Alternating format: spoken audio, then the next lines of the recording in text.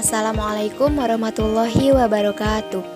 Kami dari kelompok 10 yang beranggotakan Mas Tina dengan NIM 121100136 dan Novianti dengan NIM 121100159. Kami akan menjelaskan mengenai tahapan pendidikan saintifik dalam proses pembelajaran PPKN pada materi Hak Asasi Manusia atau HAM untuk memenuhi tugas mata kuliah pengembangan materi PPKN yang diampu oleh Ibu Mahalastasa Buju Basaf Pipana MPD. Yang pertama yaitu pengertian pendekatan saintifik. Pendekatan saintifik merupakan pembelajaran yang berpusat kepada siswa, bukan kepada guru. Guru hanya sebagai fasilitator. Pendidikan saintifik berisikan proses pembelajaran yang didesain agar siswa mengalami belajar secara aktif melalui suatu tahapan-tahapan. Pendekatan saintifik dilahirkan atas munculnya kurikulum 2013. Adapun langkah-langkah pembelajaran PPKN dalam pendekatan saintifik yaitu yang pertama mengamati, yang kedua menanya, yang ketiga mencoba, yang keempat mengasosiasi atau menalar, dan yang kelima mengkomunikasikan. Pada video ini, kami akan membahas mengenai materi hak asasi manusia sesuai dengan tahapan pendekatan saintifik. Hak asasi manusia adalah hak dasar yang dimiliki oleh manusia sejak lahir, berlaku kapanpun, dimanapun, dan kepada siapapun. Hak asasi manusia tidak dapat diganggu-gugat dan tidak bisa dicabut karena merupakan anugerah yang dimiliki setiap manusia dari Tuhan Yang Maha Esa. Mengamati. Tahap pertama dalam metode saintifik yaitu mengamati. Dalam materi hak asasi manusia ini, guru mengajak peserta didik untuk mengamati situasi di sekitar mereka yang melibatkan hak asasi manusia.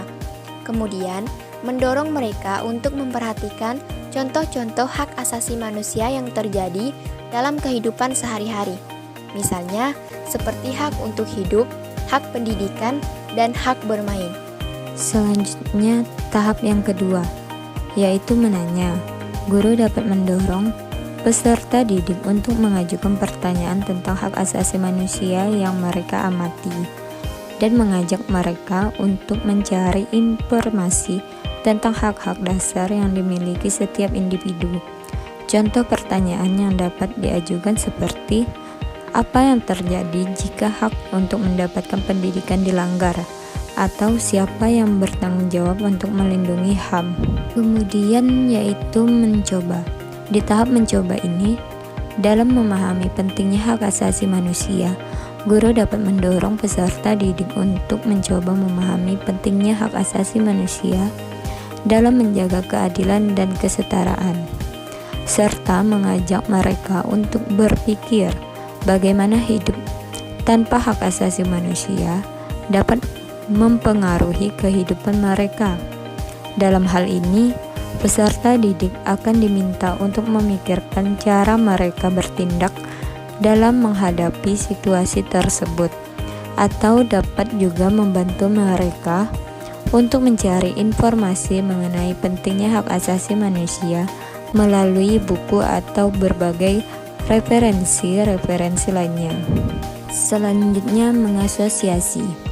Dalam tahap mengasosiasi dapat dikaitkan dengan situasi nyata yang mengajak peserta didik untuk menalar dan mempertimbangkan implikasi dari pelanggaran hak asasi manusia, dan dapat mendorong mereka untuk berpikir bagaimana mereka dapat berkontribusi dalam melindungi hak asasi manusia dalam kehidupan sehari-hari. Yang terakhir yaitu mengkomunikasikan.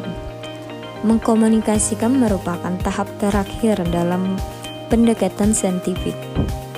Dalam tahap ini, guru dapat mengatur diskusi kelompok atau aktivitas berbagi cerita yang melibatkan hak asasi manusia, serta dapat mendorong peserta didik untuk berkomunikasi dan berbagi pemikiran tentang pentingnya menghormati hak asasi manusia dalam interaksi mereka dengan orang lain.